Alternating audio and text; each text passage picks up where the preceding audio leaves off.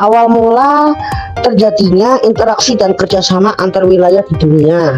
Pada umumnya, pusat-pusat peradaban kuno di dunia tumbuh dan berkembang di lembah-lembah tepian sungai. Hal ini terjadi karena berperan sebagai sumber air yang sangat vital bagi kehidupan masyarakat. Sungai adalah prasarana masyarakat saat itu untuk dapat berinteraksi dengan masyarakat lainnya. Peradaban maju di Asia dan Afrika tidak terlepas dari peran sungai adalah peradaban Mesopotamia 5000 sampai 330 sebelum Masehi yang berkembang di tanah pertanian yang subur antara Sungai Efrat dan Tigris.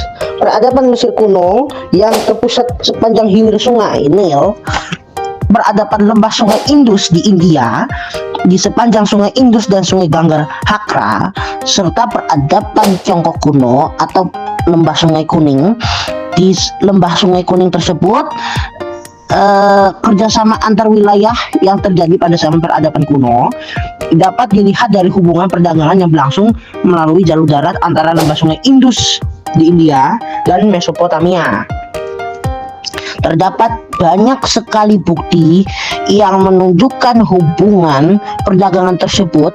Banyak segel asal India dengan aksara Indus dan banteng Brahmani telah ditemukan di berbagai situs Sumeria. Demikian pula komoditas impor dari Sumeria seperti bejana, batu sabun atau batu sabun yang berukir, kapak, dan cincin tembikar kecil ditemukan di lembah Indus. Hal tersebut menunjukkan hubungan perdagangan antara India dan Sumeria. Pada zaman dahulu, sejarawan percaya bahwa masyarakat lembah Indus atau yang disebut India pada masa itu menjalin hubungan dagang dengan Mesir dan Kreta, nama daerah yang melalui Sumeria. Menurut prasasti yang dibuat Mahinstustu pada masa pemerintahannya, kurang lebih 264 sampai 221 sebelum Masehi di Mesopotamia. Perdagangan terjadi sampai ke Meluha, Hapsari. Menurut Hapsari dan Akil 2017, Meluha adalah nama kuno wilayah Indus. Teks-teks yang terdapat di Mesopotamia juga menyampaikan tentang dua tempat perdagangan perantara yang disebut Kilmun dan Nakran yang terletak di antara Mesopotamia dan Indus. Perdagangan antar wilayah makin berkembang dengan adanya jalur sutra. Istilahnya pertama kali digunakan pada tahun 1877 oleh geografi Jerman Ferdinand von Richthofen untuk menggambarkan jaringan transportasi kuno melalui lautan dan daratan. Kenapa bisa dikatakan jalur sutra? Karena tidak lain dengan komoditas utama yang dijual, terutama pedagang Tiongkok pada masa dinasti Han. Selain membuka jalan bagi perdagangan, jalur sutra yang membuka jalan bagi komunikasi antar peradaban di tiga benua besar, yaitu Eropa, Asia, dan Afrika. Jalur sutra tidak hanya melahirkan beberapa kota baru dan berkontribusi terhadap pembangunan berkelanjutan di banyak kota yang ada di sepanjang jalur tersebut, tetapi juga mendorong pembangunan ekonomi dan sosial negara dan wilayah di sepanjang jalur tersebut melalui yang pertama, pertukaran barang, jasa, budaya, dan teknologi pada masa itu. Secara ringkas, interaksi antar wilayah berdampak pada bidang politik dan budaya, seperti terlihat pada masa kerajaan-kerajaan di Nusantara, yaitu Hindu, Buddha, dan juga Islam. Contohnya Sriwijaya menjalin hubungan dengan kerajaan-kerajaan di India dan Tiongkok. Abad ke-15 sampai pertengahan abad ke-17 dikenal sebagai era penemuan atau eksplorasi di mana penjajah Eropa mencari rute perdagangan baru. Perdagangan global ditandai dengan perdagangan rempah-rempah, eksploitasi emas dan perak di Amerika, dan perdagangan budak. Dewasa ini, interaksi antar wilayah makin intensif dengan adanya globalisasi, yang diartikan sebagai intensifikasi hubungan sosial di seluruh dunia. Baik, yang kedua ada kerjasama internasional. Kerjasama internasional merupakan salah satu konsep dalam mempelajari hubungan internasional.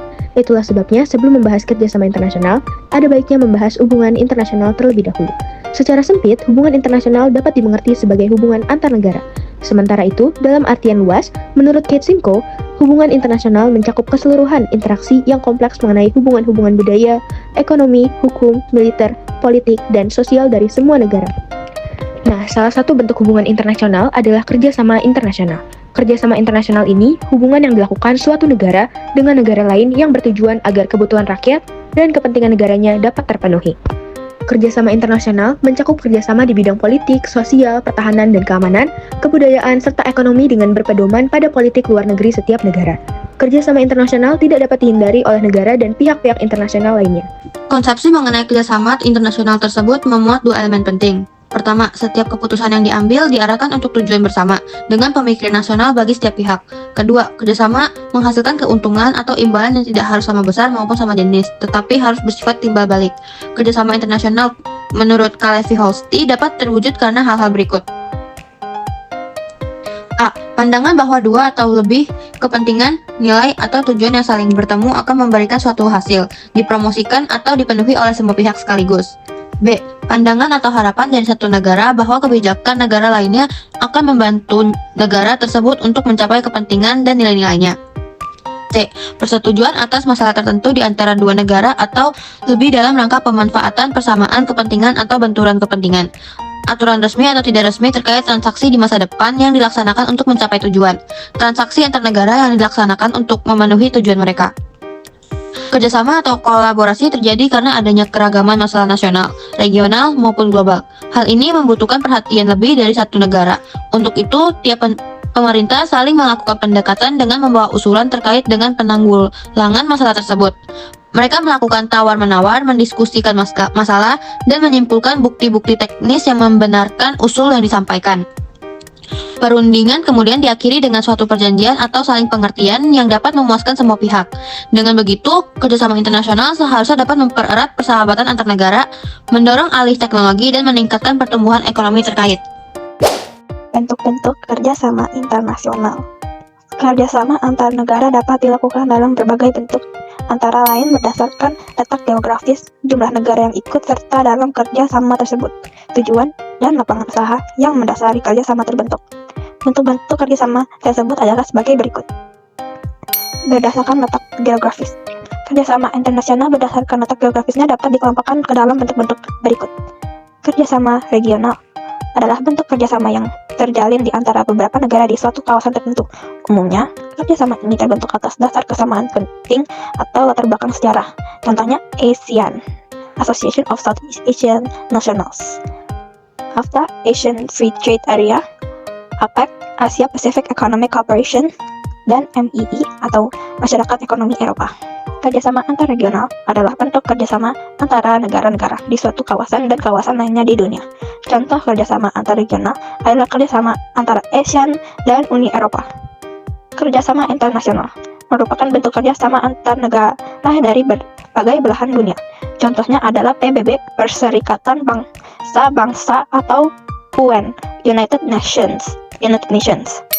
Berdasarkan jumlah negara peserta, kerjasama dapat dikelompokkan dalam bentuk-bentuk berikut.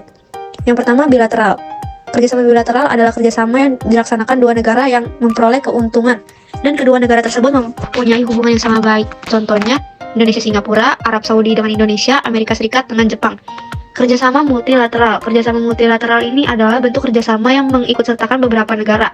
Contohnya Group of 20, Organisasi Perdagangan Dunia, dan juga Organisasi Kerjasama Islami. Berdasarkan kesamaan tujuan, kerjasama ini dilatar belakangi oleh tujuan yang sama. Contohnya ILO. Berdasarkan kesamaan lapangan usaha, kerjasama antar negara ini dilatar belakangi oleh kesamaan bidang usaha. Misalnya, negara-negara yang memiliki lapangan usaha yang sama pada sumber minyak bumi membentuk OPEC.